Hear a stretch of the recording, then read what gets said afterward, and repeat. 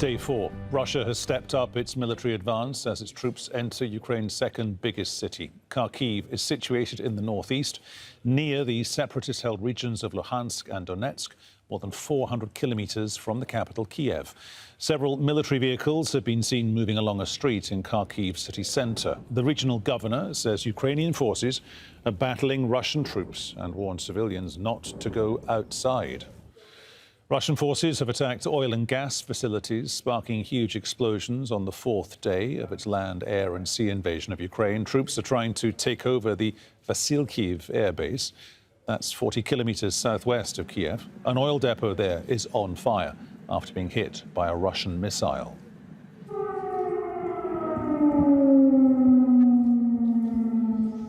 Air raid sirens have sounded in Kiev minutes before a blast was heard. The city's 3 million residents have been told to take shelter, with fears the battle will get close to the city centre. A curfew has been imposed until Monday morning.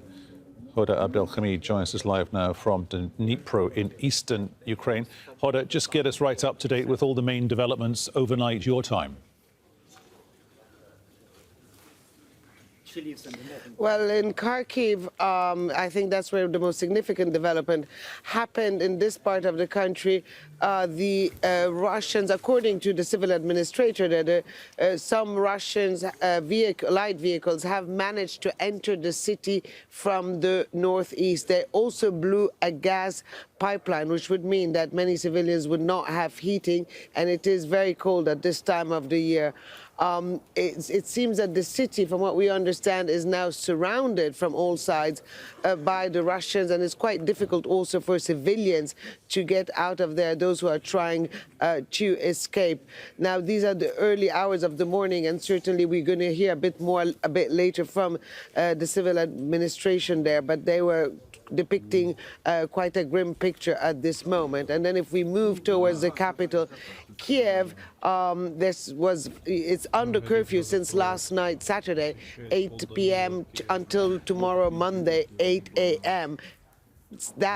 According to the government, that's to try to pinpoint what they call the saboteurs, Russian elements who would be even dressing civilians, in civilian clothes rather, trying to cause chaos there. There was heavy fighting on the streets in many parts of the city. There's also another development in Vasilkiv, which is south of Kiev. The Russians have been trying to get that area. There is an airbase there. According to what we just heard, a gas storage facility, or fuel storage facility rather, has been hit. There's also, we still have unconfirmed report, but it seems that there's some sort of radiation also that's coming out. What we can see from what's going on is that the Russians are trying to hit the infrastructure of the country, trying to make life extremely difficult by hitting fuel, by hitting gas, and by trying also south of here in Zaporizhia, trying to reach a nuclear plant there. They haven't been able to, but that's according to the military. That's where they are trying to head as we speak.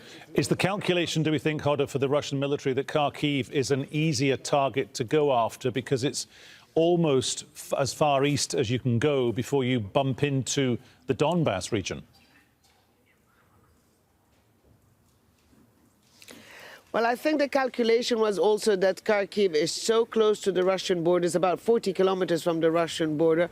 A lot of people who live there are ethnically Russian. It is a country that had a city rather, that had shown support to Russia in the past. There's a lot of commercial links between the two sides. There's even family links between the two sides. And I think the Russians were quite surprised to see that that city, regardless of all these links, has actually put up a fight and is resisting that advance. It's by calculation that really that they started that. They wanted to use Kharkiv as some sort of a rear base, and from there maybe head south towards here, Dnipro, which is a city that the Russians would like to take, because during the past years, when the separatists had advanced all the way to the Dnipro River, well, this city was sort of the headquarters of the Ukrainian military, and it was from here that they were launching their attack to push back the separatists. The Russians got bogged down in Kharkiv, they got bogged down in Kiev, and even in Mariupol. Yes, they managed to surround Mariupol, they managed to take Metipolo, but they are not in Mariupol. They do not have that port city under their control. So certainly the advance has been slowed down by all of that, but it was clear that their plan was to try to sort of surround the Donbass and then from there have the separatists push up all the way to the Dnipro River. Hoda, thank you very much. Hoda Abdelhamid there talking to us live this hour from Dnipro in eastern Ukraine.